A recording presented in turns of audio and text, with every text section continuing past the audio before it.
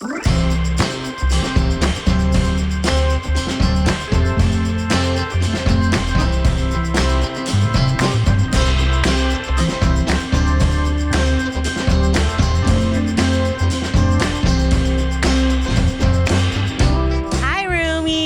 to We Used to Live Together. I'm Hannah. I'm Kris. And we used to live together. Roomies, we're back with another exciting episode. If you are signed up for Patreon, I think we had a fun pre-show talk. Mm-hmm.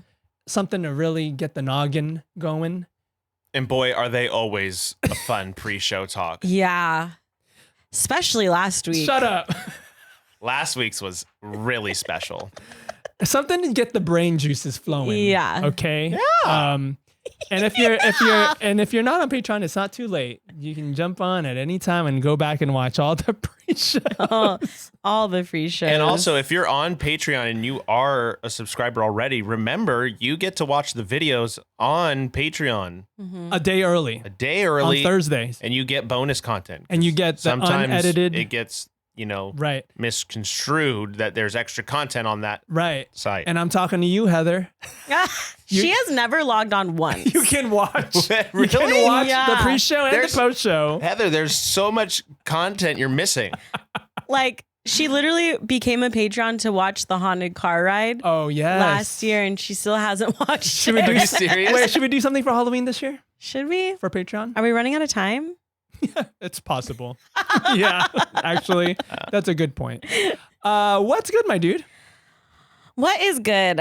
I had a very eventful weekend. Yeah? We had a great time on Friday. Yes, actually, we went to dinner first. We did have a good time. We had a great dinner. We had a great dinner with friends, with Heather and Eric, actually. With Heather and Eric, shout out. We finally gave them their date that we promised. Oh my God, yes. That's so funny. Oh, yeah. You're welcome. We didn't pay. We didn't. But you're welcome. Yeah, and then we went to a Magnolia High School football game. We went to a football game. High school football game. Friday Night Lights. I never went to a football game when I was in high school. That's so sad. Even when you were in ASB? When I was in ASB, I think we did because we were putting on homecoming. So yes, that was an ASB event. So I was allowed to go to that. So I guess I went to one football game. Wow. Meanwhile, you've gone to. I was at if there was a home game, I had to be there because I was performing. Guard? Yeah. How did that shape you as a person? I had the best time at football games. Yeah. Those are so much fun. Yeah. It was so fun. Like, you get in the bus with the band and then you're like... For a home game? Yeah. You have to take the bus there. We shared a stadium. Oh, I thought El Dorado had a stadium. Mm-mm. We shared. Okay. Yeah. Who did you share with? Valencia. Ah, your rival? Yeah. Wow. Yeah. Interesting. Okay, go ahead. And it was just like the hype. Like, you do your halftime show and then you just go to the fan section and the band's playing and you're just like... The Crow's Nest? Is that what it's called? The Hawk's Nest. Oh, so the sorry. Crows. Who are the El Dorado Crows?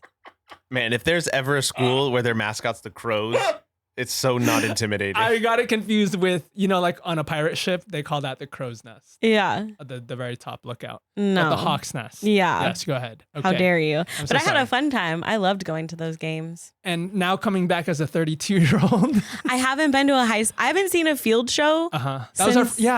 I haven't seen a field show since like the year after I graduated, since 2012. Really? I had not seen What feelings did it bring up for you? It made me very nostalgic. Did it? Everything about it, like watching the color guard warm up on the side, them lining up with the band waiting to like go out, the walking out in step. Isn't it crazy? Setting down, setting down your equipment around the field. Yeah. Mm-hmm. All of it was so crazy to like so. You had a Ratatouille moment. You were like back on the field. Ratatouille moment. Shout out to our podcast guest today. Remy. Remy. You want to say something, buddy? Oh, he's a bit shy. So. It's his first time. Yeah, he just likes to cook. Let him cook. Let him cook. Yeah, we had a blast. It was it any special game? It was just a regular home game. Yeah, it was fun to be back. Well, I have been back as an adult now. That was probably my maybe second or third game now as an adult going back to a high school game. And it is fun. You get a sense of like what you would see like on TV or in the movies of like a high school football game. Yeah. You know, and it's fun to kind of relive that part of your, walk down memory lane. Yeah. So I had a blast. It was so fun. Did we win? We did. I think we lost. We horribly. We did. But the vibes were there. The vibes were there. And Mr. Rodriguez was on. Mr. Rodriguez was so on. He was so on. Oh, what I love about he had to. Oh, because he's the ASB director. What I love about him is like he really does have a good sense of what's going on. Oh yeah, he knows every kid. He knows who all the cliques are. He knows exactly. He knows the backstory to every student. Yeah, and it's fun commentary because he's kind of just saying it. You know.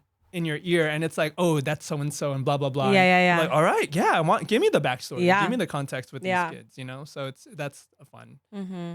I like going to the games with him because he gives us all the dirt, the tea, but like the nice tea. Yeah. He's not talking shit on it. Oh no, never. He would never. he truly would never. He truly would never. It's always like, this is so and so, and she is trying so hard. Yeah. No, it's always so like kind. And you're like, she is trying really hard.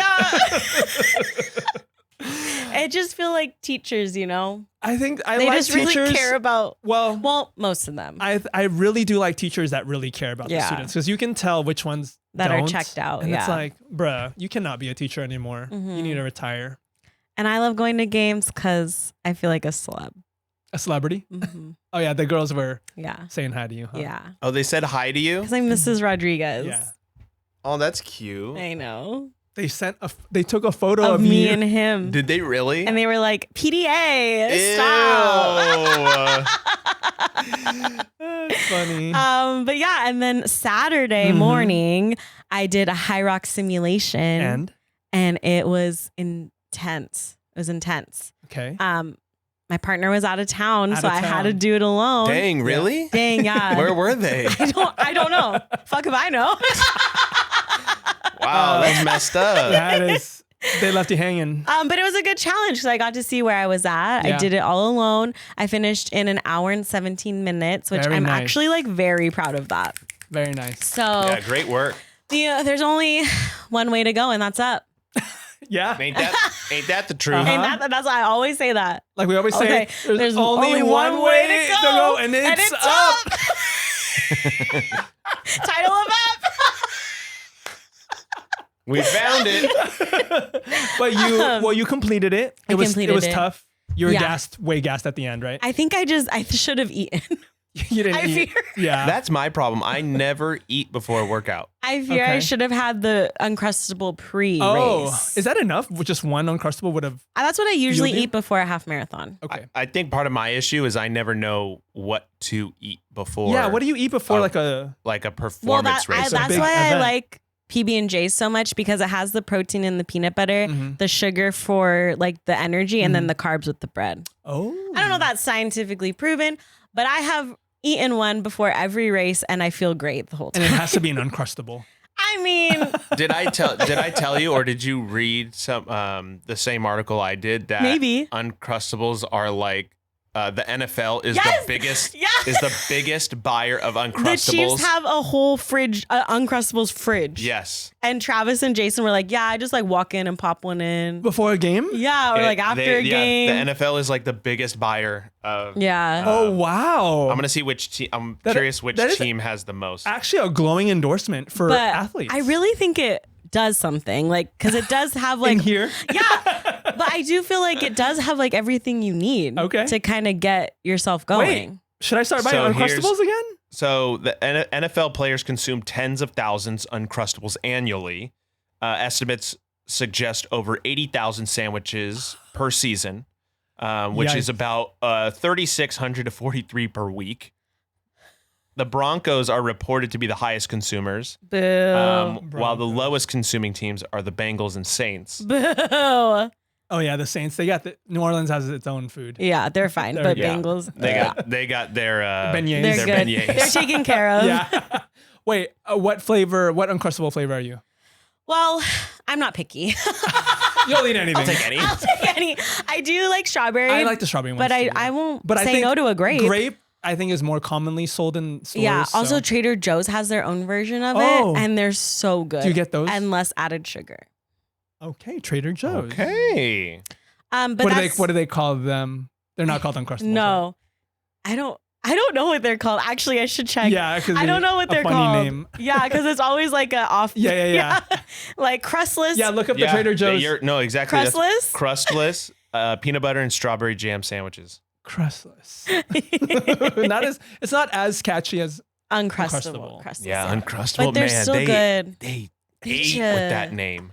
And they eat with that sandwich. Yes. I'm eating that. I don't think I've had one in like years. You should try it. Like, give it a shot. I just saw them at Costco today. When we do the simulation, we should eat it like an hour before and then. Oh, I'm down. Yeah. See how it makes you feel. So you finished on your own. Yeah. So now with a partner, you'd be even better. Yes. Because you're not going to be as, Yeah. Now that I did it in an hour and 15, I'm like, we could do it in an F45. I would love to see that. Mm-hmm. And I will be there. I will be spectating. You need to buy your ticket, bro. Oh, is it gonna run out? I don't know. I need to buy my ticket. Yeah. Okay. Anyway, so then I did that, and then I took a nap, and then I got ready. You rallied? Because Mama went out for the night. Where'd you go? Not Scary Farm. Were you scared? Yeah. Yeah. But it was silly.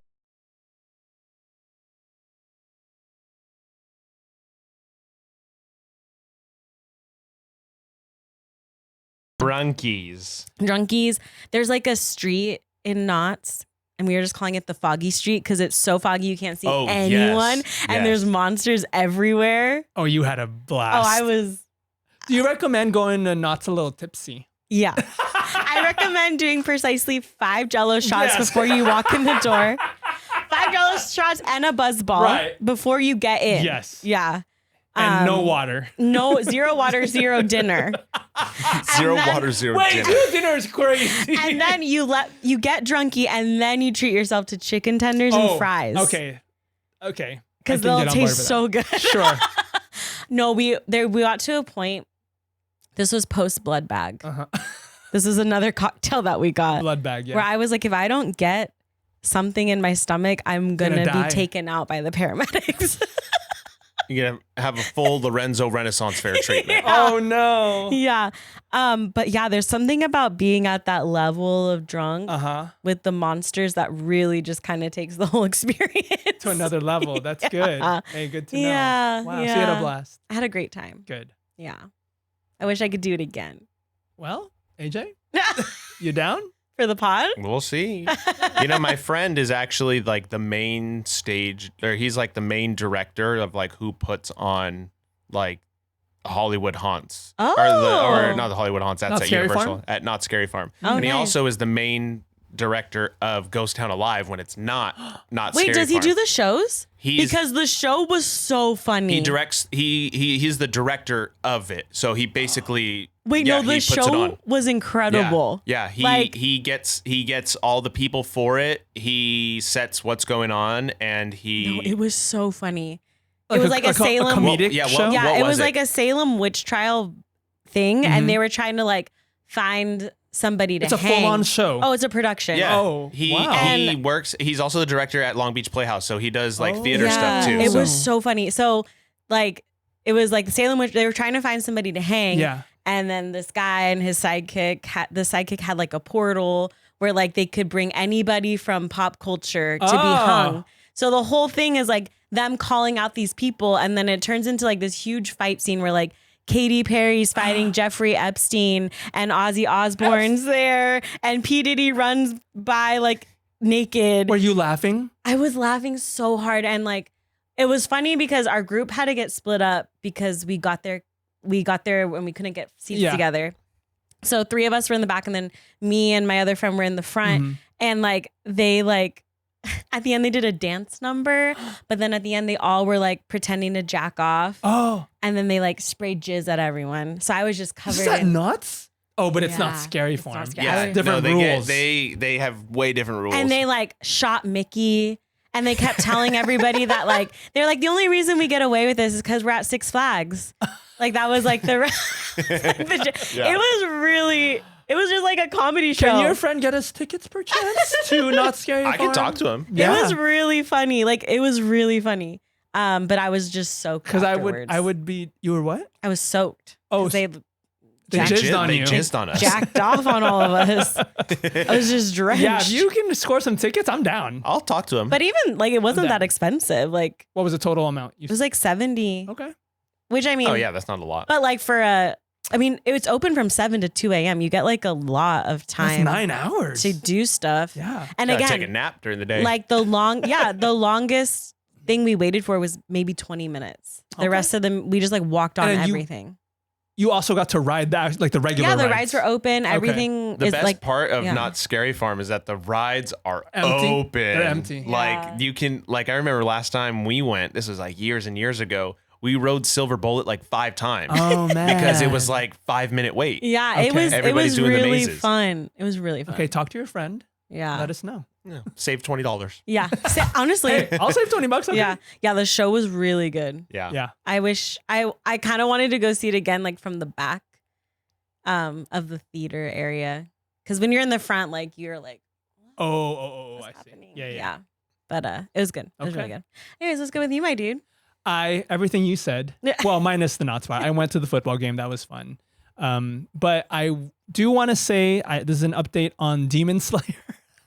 Oh, you keeping up with that, huh? I finished. I caught up. You're done. I caught up and I watched the new movie in theaters. And I will say, I don't want to go too much into it, but I will say if you're a person who doesn't really watch anime or you maybe want to dip your toe, Demon Slayer, I say even more than Attack on Titan because to me Attack on Titan is the themes are so heavy. No, that is a very heavy show. Yeah, and it's like more sad. This one is more light. This is I think more accessible to a beginner with anime. So if you like anime or you're interested in it, I would say Demon Slayer is a good entry point because it's very interesting. The lore is so interesting and there's enough of like lightheartedness to kind of carry you through. There are some sad parts too, but like it's a balance and I'm glad and this fandom is so huge. Oh, my algorithm now is it's all Demon Slayer, all anime. Them anime kids are crazy, man. Because I'm like, everyone is into this. Does Lorenzo watch anime? Is he into that?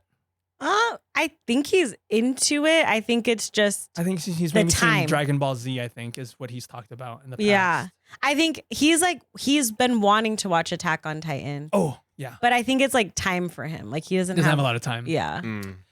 Yeah. Oh, I'm sure, especially during school, he doesn't really have much time. And I think when he has to choose, like, how am I going to decompress? Is it with the video game or a TV? I think a video game. Yeah. Leans more to gaming, but I know he enjoys it. Yeah. This one, the episodes too are very easy to consume. They're like, most of them are under 30 minutes. Mm-hmm. So if he's, next summer, if he's wanting to do something, let him know. That is when he binges all his shows. Demon Slayer is the way. Yeah, he should try it out. I mean, I've been watching like anime since, out of high school, but basically like there's a show for everybody. Mm-hmm. Yeah. Like there's so many different genres and so many different stories that like there's something out there for you. There's something out there for you that's like completely different, and it's all so much fun. When I was a kid, it was Pokemon and Sailor Moon. My sister watched Sailor Moon, so I would watch with her.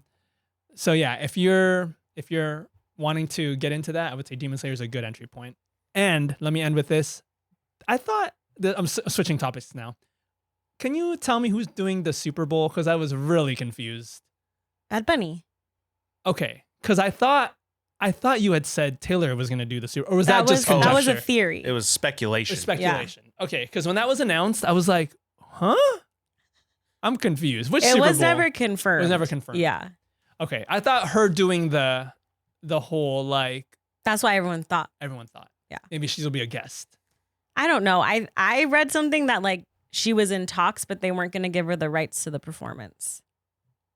The rights to the performance? Like it was going to be like owned by Apple, but she wanted to own, maybe if they fell out of talks. Okay, cool. Because when that was announced, I was confused. Yeah. So I wanted to ask you, our resident I can't wait expert. for Bad Bunny. Are you a Bad Bunny fan? Well, yeah. Like who isn't? Yeah. But also, all the Republicans are be so I already saw a picture. What? Remember how mad they were when Kendrick performed? Oh, yes. I can't wait. I saw a picture where it was like all the profile pictures of like white Republicans. They all have like the hats and sunglasses on. And it was like, Bad Bunny. Yeah, guess like I'm not watching this year's halftime show. It was just like so funny. It's gonna be so good because he's just singing in Spanish. Oh, for sure. Not, yeah. And it's gonna be they're gonna hate He's it. a great performer though, so I think people will be very surprised. Oh, do you think he's okay. Like 0 shots? Do you think he's wah? I think he's wah. 0 shots for Bad Bunny. Wow. Okay. Yeah. Good. Looking forward to it then. Oh yeah, that's exciting to hear. I'm tuning in. Well, I'm usually at your house for Super Bowl, so yeah. You're gonna throw a little Super Bowl. We'll see what happens this season. Oh yeah, that's true. How's your team? How are your teams doing? My record is 2-1. I'm about to be 2-2 right now after I beat Danny. I'm getting cooked. Are you? I traded Worthy. What's your record? Wait, but he did so good. Yeah. Well, I don't remember. Actually, did I trade him or did I just bench him? You should get him back. I'm checking right now. I think I traded him. Yeah, he's not on here. Oh. Yeah, I got rid of him. I traded him for somebody. I needed just some different picks, but I got screwed, man. I hate fantasy football. I'm so ass at it. It's just not fun. What's your record? I'm 1-3. 1-3. Well, I'm 1-2, but I'm about to lose this week for sure. But I think I have a new team. Well, it's not a new team, but I just think I have solidified who I like. In the NFL, you mean? Yeah. Okay, who's your team? Wait, let us say our teams first, then you say your team. Okay. Well, I know your teams. Just let us say. Okay, fine. Okay, go. Kate. Chiefs. Okay, who's my team? Chargers. Bucks. Oh, yeah. The Buccaneers? Yep. You're a Baker guy. I actually have him on my team. Yeah. And it's easy because I like Bucks in basketball, Bucks in football. Bucks all the way around. Bucks all the way around. And I shot Vita Vea's wedding. He's the defensive captain. On the Buccaneers? On the Buccaneers, yeah. Wow. The big Samoan dude. And Baker's just a chill dude. Yeah, he's cool. Okay. He's cool. So that's my team I've solidified. Because I was going back and forth between them and Chargers because it's like LA, you know, and I hate the Rams logo. I think it looks like a LA Fitness dupe. Like it's supposed to be the LA Fitness logo. Kind of. I hate that the LA is in the logo. It looks so dumb. Yeah. That no other team has that. I mean, the Baltimore Ravens, like they have a B in it, but the majority of the logo is the Raven. But like the LA, it looks like it's supposed to be some like private gym. It's so stupid. I hate it. I imagine you looking at like a list of logos and you're like, no. I was low-key how I picked the Bucks, like the Milwaukee Bucks for my team. Was just looking at logos. Yeah, that was before I knew anything about basketball. But Tampa Bay is my team. Tampa Bay. And you like Florida. And I like Florida. I'm a Florida guy. So it's perfect. Yeah. Yeah. You're a little pirate, right? Mm-hmm. They're pirates. Buccaneers. How much? This reminds me of a joke. Let's hear it. How much does a pirate pay to get his ears pierced? An arm and a leg. Pirate's booty. A buccaneer. Tampa Bay. All right, let's get to the main event. Okay. We're calling this one. Do you remember? No. We're calling this one Theater Kids Volume 2. With our stage manager, With our AJ. Director manager, AJ. Take us away, AJ. What are we doing today? Well, today is Let me get my script out. Yeah, get the script out. Christopher wanted me to pull out some scripts that I had, so that way you guys could read them on the podcast. And what I did was I had picked a few that I thought would be fun for the podcast. 2 comedies, 1 drama. Okay. And as they often did in ancient Greek times, what they would do is they would do a specific type of format when sitting in amphitheaters for audience members, and they would have different shows. They would have typically a tragedy, a satyr play, and a comedy. And a tragedy first is, we all know, something like Romeo and Juliet. And then they do, I forget if it's the satyr or the comedy next, but a satyr play is pretty much like a satire. But it has some comedic elements in it.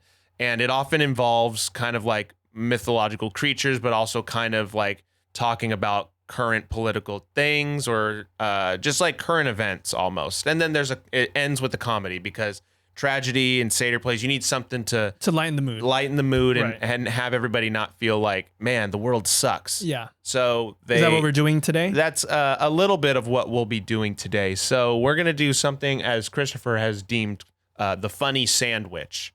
So what we will do first is we will read a funny one. And also, mind you, these were written like 4 years ago.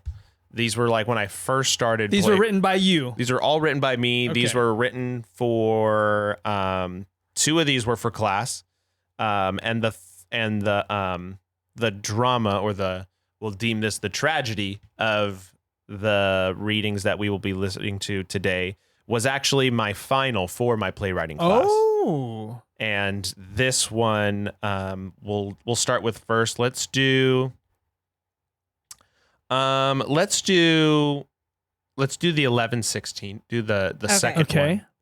Do the second one. Let's just start us off a little, get us in the mood of like what we're going to be doing. This is a comedy. So this one is, just a little lighthearted one. Why am I nervous? And these ones are the backstory of the 2 kind of comedy ones is that every day in class that we had class, we would start class with a 10-minute writing exercise where he would give us a prompt or give us something to do, and then we would just write like a free write for 10 minutes. You're not allowed to erase or do anything. You just no editing. It's brain dump. You just write for the sake of writing. And so I don't know what this prompt was going into this one. This is crazy. And I have no idea what he could have even told us to be like, all right, you're going to write about this today. Sometimes they were just like pictures. Like the first one we ever wrote was like of a World War I veteran, like a photograph of him, like a portrait. And then another one was like, it was a couple, this young woman and an old guy in a 1920s bar. This prompt, he would sometimes just say like whatever, and then we have to write about it. So I don't know what this one was about. There's no stage directions. There's just 2 characters. Cassie and AJ are the characters. Those were the main. They say write what you know. Yeah, write what you know. Most of what these were like, write you and somebody else. So I just did me and Cassie because it was the easiest. So all these were dialogues? They were all dialogues? Some of them were dialogues. The first couple of ones were like, one of them was like a monologue. Okay. Or one of them was like, you're writing a letter to somebody. Or it was kind of just like, you make up what you want to do. Okay. So... But for today's episode, these are all dialogues that you wrote. These are all dialogues. Okay. Because I needed to get the hang of writing characters talking to each other. Because at that point, I didn't write anything. I was learning how to write for the stage. And so this is kind of where my dialogue started, of where I started to gain my voice and like how I write. So these are very early drafts of, I don't know what is going on. I'm just writing stuff. So, should we dive in? Good luck and just have fun. Okay. So for this first one, any kind of stage direction or anything, any context you want to give us? You know what? I have the other one I have context. This is just a cold read. I have no context. Just a cold read. Cold read, have fun. Here we go. You'll be playing the role of Cassie. Oh, okay. And then you be AJ. Okay. Do I have to do a man's voice? No. Should I just be AJ? Whatever you want. Yeah. I'll be AJ. Okay. You be Cassie. Just do whatever you want. Oh, good morning, babe. Ew, what the fuck? Babe, there's a slug on the bed. What are you talking about? I'm right. Holy shit, I'm a slug. Wait, come over here. Now the slug is talking to me. Bring the salt. No. Wait, not the salt. Is that you? I guess. I don't know how this happened. Did you drink something last night? Yeah, I drank fucking the fairy godmother's potion from Shrek. That was Shrek 2, and if you did, then it would make you beautiful. That is also implying that you either are a slug normally or that this is the more beautiful version of yourself. Can you just... I need help. I got slug juice all over the sheets. Are you sure it's slug juice and not... I swear it's slug juice! Okay, so that must explain all the other times you randomly wash the sheets. You got slug juice on them, right? My doctor said wet dreams are a normal occurrence in men. You're a slug. What's the excuse now? Slug juice. It's slug. Fuck, my eye's extending. How do I work this thing? That's what she said.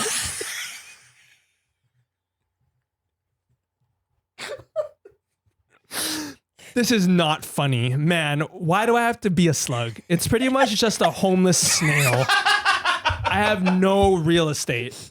I have no real estate. Well, do you want to go find a home?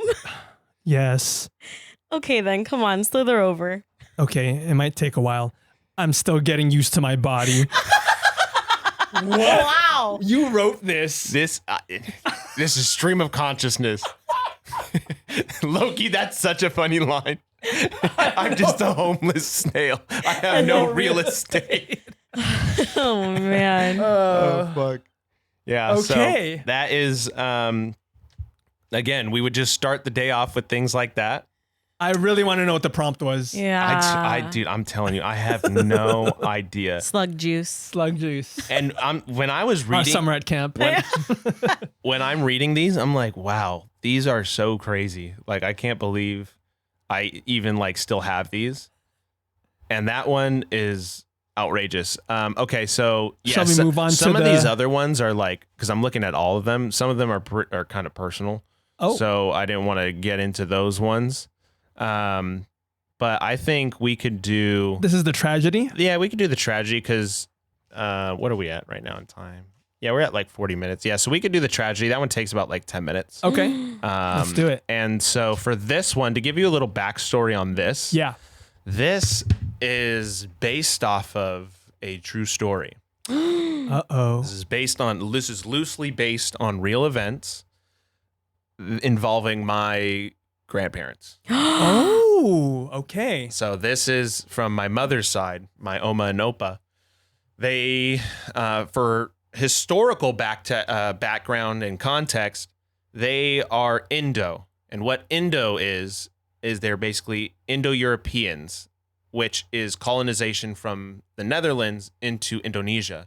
And for almost 400 years, Indonesia was colonized by Europeans, mainly the Netherlands.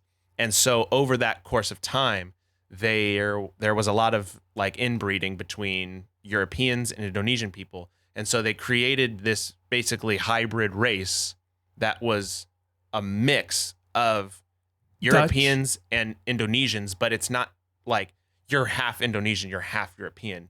It's like there's so much breeding that it basically is creating a new race. Okay. And this like ethnicity, what do you call it? It's just a byproduct of colonization. Mm-hmm. And so because they were colonized for so long, you have this entire group of people that they have the same kind of like skin complexions of Indonesians, but their traits are European. And you know that they're different because they look different than you, but they also understand you. And so that's who my Oma and Opa were. They were Indos. And usually indications were like light colored hair, colored eyes, but you still have like kind of fair skin because of the European traits, but you're also kind of dark too because you're Indonesian at the same time. So this is basically a story about my Oma and Opa, and we'll kind of get into it, but there is a little history between like how they got together and the whole like, relationship and stuff. So that is the context. Okay. And historically, once World War II ended, Indonesia gained its independence for the first time in over 400 years. None of those people ever saw their country as a free country or as themselves. So what they did was they basically did an ethnic cleanse of the entire country. If you were anything but pure-blooded Indonesian, you were either killed or you had to flee the country. You had two options: leave or be killed. So that way they could have a full country of straight Indonesians. Okay. Like not European blood. Not Indos, not Europeans. Yeah. You were Indonesian or were there any pure blood Indonesians left? Yeah, they were still on the country, but it's kind of like the Philippines where there's so much history of like Spanish colonization and influence in the language and stuff. Things get erased, but Indonesians wanted their own country. They wanted their own people, so they kicked out everybody else who was not fully Indonesian. Okay, good context. And this takes place around that time of gaining their independence. So right around World War II. Yes. Okay. Which is important to know because you'll kind of want to know that information going into it. So anyway, I'll read the stage directions. Okay. You guys can, I'll just assign roles. You're going to play Ronald, Christopher, and Hannah, you will play Elizabeth and Dickie. Okay. So I'm nervous. This is called To Act on a Memory.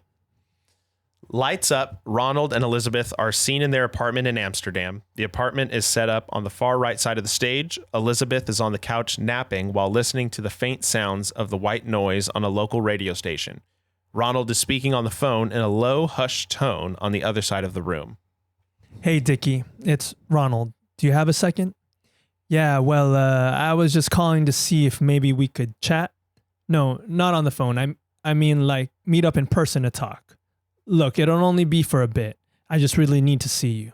10 minutes, I promise. That's all I need. Great. Okay, meet me in the plaza in front of Oosterkerk. I'll see you there. I'll see you soon. Ronald starts to quietly put on warmer clothes to prepare for the cold. He then starts to check his pockets in a frustrated manner. Elizabeth wakes up and notices him acting strange. She continues to act as if she is asleep. Ronald then notices his keys are next to Elizabeth on the side table. He reaches for them, and Elizabeth jolts her hand towards the keys as well. Hey, what's going on? Where are you going? I'm just going out for a smoke. Smoke? What happened to quitting? Look, it's not that big of a deal. It's just one. You know how I feel about that stuff. Yeah, well, I need it right now. It helps ease my stress, especially with all this going on. What do you mean all this going on? Is that why you're in such a hurry to leave? Nothing. Never mind. I told you to come with me when you deal with all that pressure. That's what I'm here for. You shouldn't have to deal with my problems, though. That's not fair to you. These are personal battles that I need to deal with. Oh, so you don't want my help? No, I mean, yes, I do want your help. I don't want you to always worry about me. I can handle my problems, and if I need help, of course I will come to you. Ronald reaches for the keys again and adjusts his coat. He starts to lace up his shoes. I'm sorry for waking you up. It's okay. Elizabeth turns away from Ronald. Ronald sits up and notices that Elizabeth is turned away from him. What's wrong? Nothing. It's fine. I'm sorry. I know you hate when I smoke. It'll be the last time, I promise. I need this right now. Okay, love you. Love you too. Ronald walks out the door. Elizabeth gets up and searches through one of the hanging coat pockets. She stops and heads back to the side table and opens up the drawer. She is quickly looking through the drawer when she abruptly stops. She pulls out a Zippo lighter with the Indonesian flag on it and opens it up, showing the audience the flame. I knew it. Elizabeth grabs one of the coats off the wall and is lastly seen putting on her boots. Lights dim on Elizabeth. Ronald is walking to the park to meet up with Dickie. It's a cold winter evening as Ronald slowly makes his way to the center stage where there is a park bench. The stage is dark and the only light follows Ronald until he sits down and waits. He appears to be anxious during the scene until a woman's voice appears off stage. Ronald! Ronald stands up. Hey, I'm so glad you made it. The two embrace in each other's arms for a moment. Thanks for coming. You okay? Yeah, I'm good. What's going on? Please. Ronald takes Dickie's hand and helps her onto the bench. He sits next to her. How is Percy? He's still on his business trip, and I haven't heard from him for over a week. Good. I have something to tell you. Can I tell you something? Sorry. We're supposed to say it together. I have something to tell you. Can I tell you something?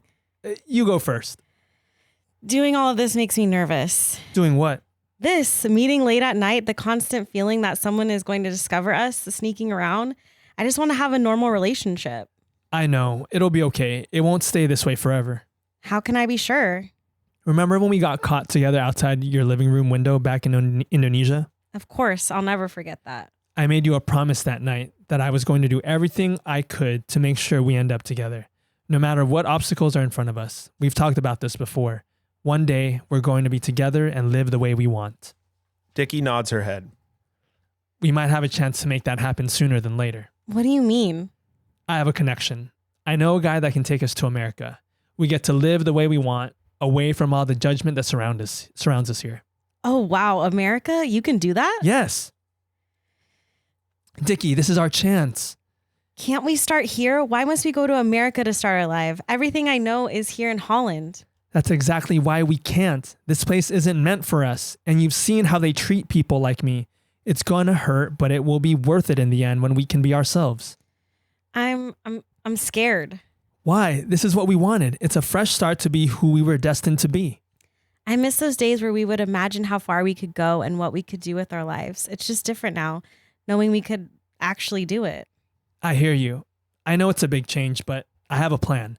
Once we get to Texas, I've got housing set up for us on this beautiful plot of land where we'll be working for the owner until we can build a name for ourselves. It'll be exactly like we hoped for. You're unsure. I'm not. I don't know. What if this is a mistake? Elizabeth appears at the back of the stage, completely covered in warm clothing to the point where she is unrecognizable. She sees Ronald and Dickie together and is frozen in shock. It won't be. I've been arranging this since I got here. I told you, I'm gonna make sure you're taken care of. I fought this long for you, and I can't fuck up this up. This is fate. I would hate myself if I didn't at least try. Hey. Dickie looks up at Ronald. We're gonna make this work. Dickie smiles at Ronald and grabs his hand. Okay, I trust you. Let's do it. Elizabeth makes her way over to the bench. Really? Oh, wow. This is happening. Okay, we need to get you home. You've got to pack. You have a suitcase, right? Yes, I do. Great. We have 48 hours, so we'll have to act fast. 48 hours? Yeah, we need to move fast. And excuse me, can I help you with something? Do you have a cigarette? Elizabeth flicks the lighter open. Ronald recognizes the Indonesian flag on the Zippo lighter. Fuck. Beth, this isn't what it looks like. No, Ronald, it's exactly what it looks like. To think I let you have your little smoke break, even though we've already had countless arguments about it. I knew you were playing me for a fool the whole time. Ronald, who is this? I'm his wife. You were married this whole time?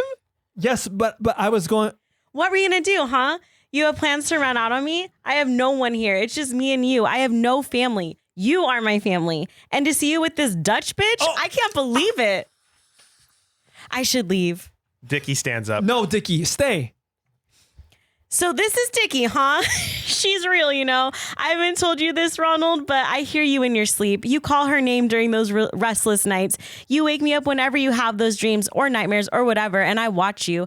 I watch you create these narratives in my head to get rid of the insecurities I have when I hear you call out to another woman.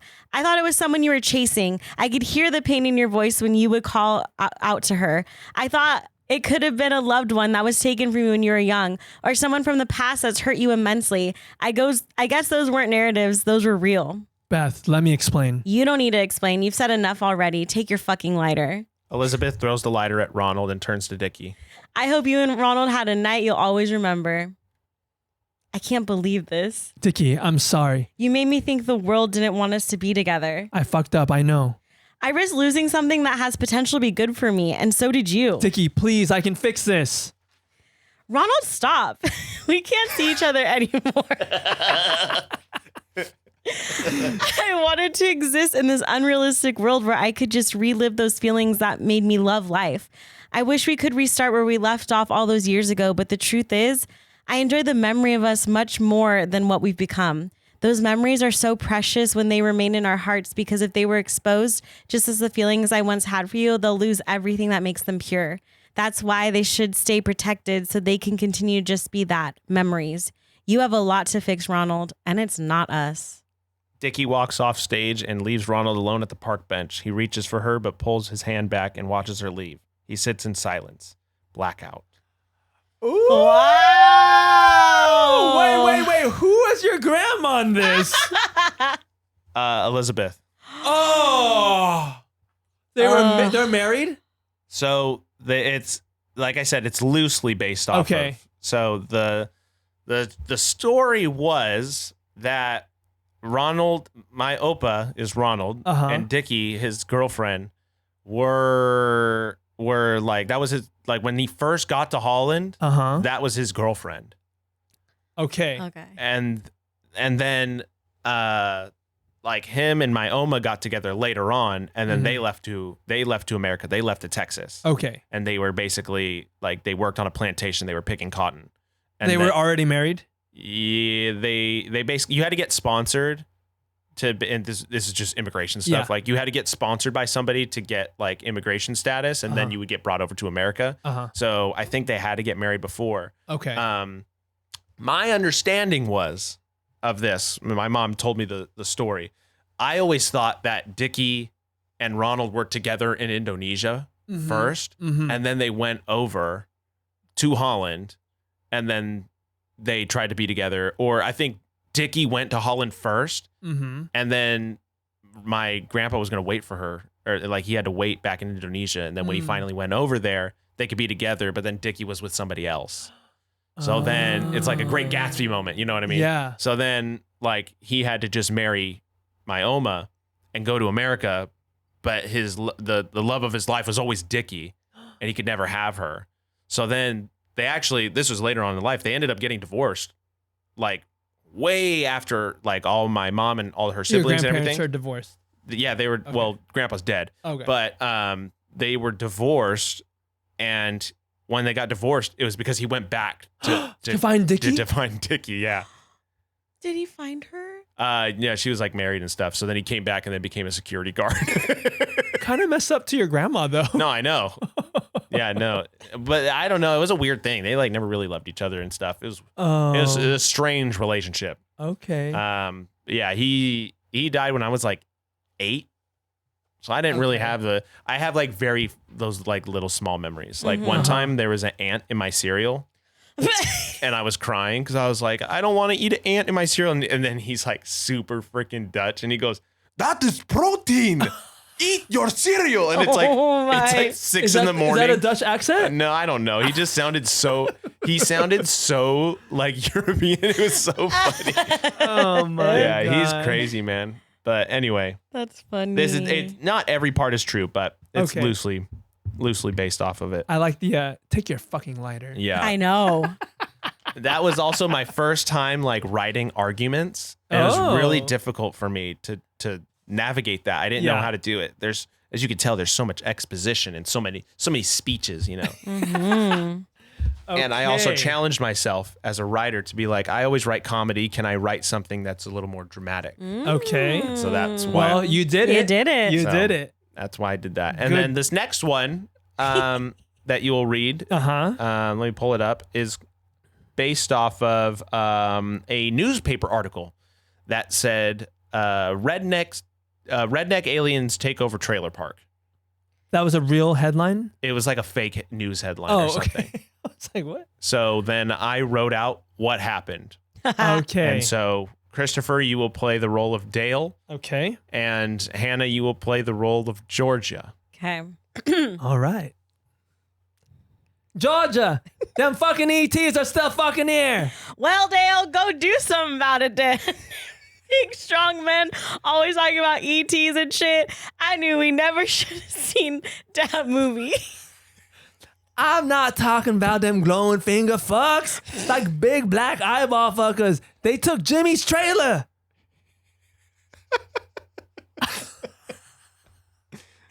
Look, Dale, you're starting to sound like one of them fucking loony bin guys. Johnny got school tomorrow, and if his old daddy's scared to walk by Jimmy's, then how the fuck is he gonna get to school then?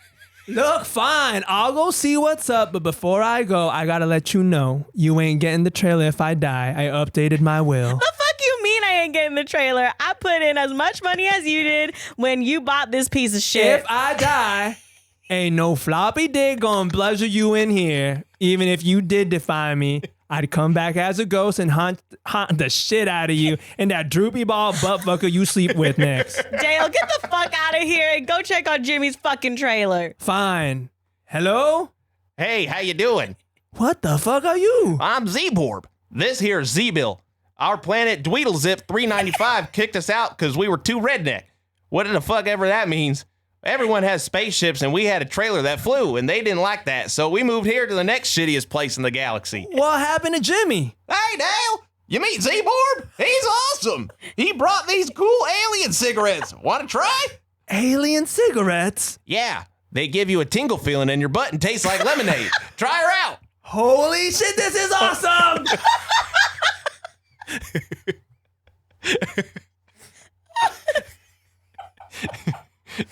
When I was in class and I was writing this, I remember this. When I wrote, yeah, they gave you a tingle feeling in your butt and tastes like lemonade. I was fucking dying. Like I was writing it to myself, laughing hysterically. I didn't read it beforehand. Yeah. I didn't realize there was gonna be an actual alien. That was shocking. In here. What a guest. Oh my god. That was funny. Oh, okay. Wow. See, that's fun. That's fun. Theater's fun. So silly, dude.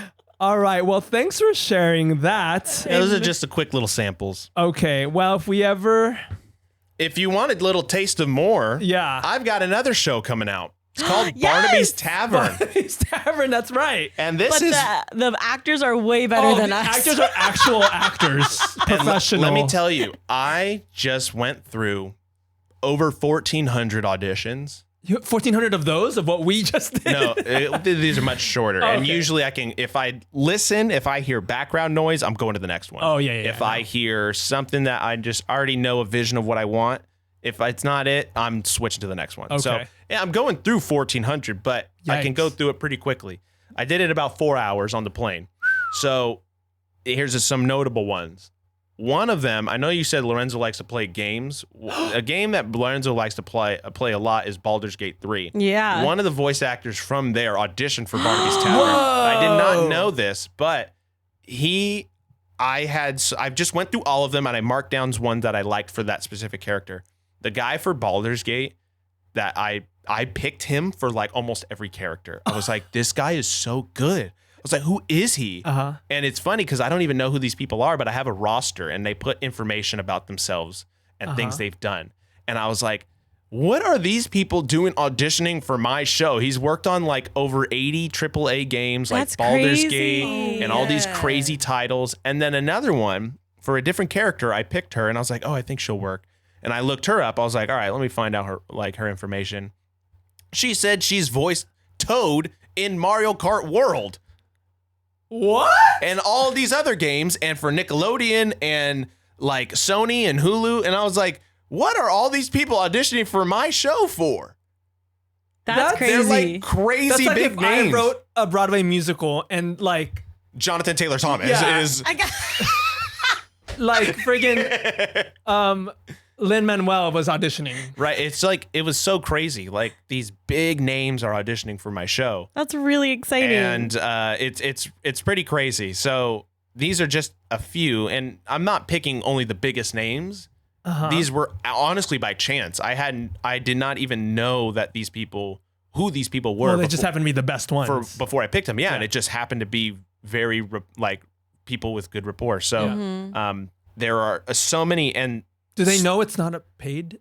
I mean, I'm paying a little bit. Okay. I'm doing what I can, but I'm also going to start a Kickstarter soon to help get some funding. But also everybody knows I've been very transparent with everybody that's signed up for the roster that this is just me. This is not a big studio production. Right. This is literally just me. Maybe they want to do an indie project. I don't know. Who knows? Wow. But first episode is the composer's already making the music for it. The sound design, I'm meeting with the sound engineer tonight to go over the casting, to plug them in to see how it works. Because Thor and Talia, their lines are already done, and Thor's brilliant. Okay. Talia sounds really amazing. And we're going to plug in Loki with Thor to see who I really want, because it's between two people. Oh, you need to do like a chemistry test. Yeah, I'm doing a chemistry test with the two Lokis that I want to do.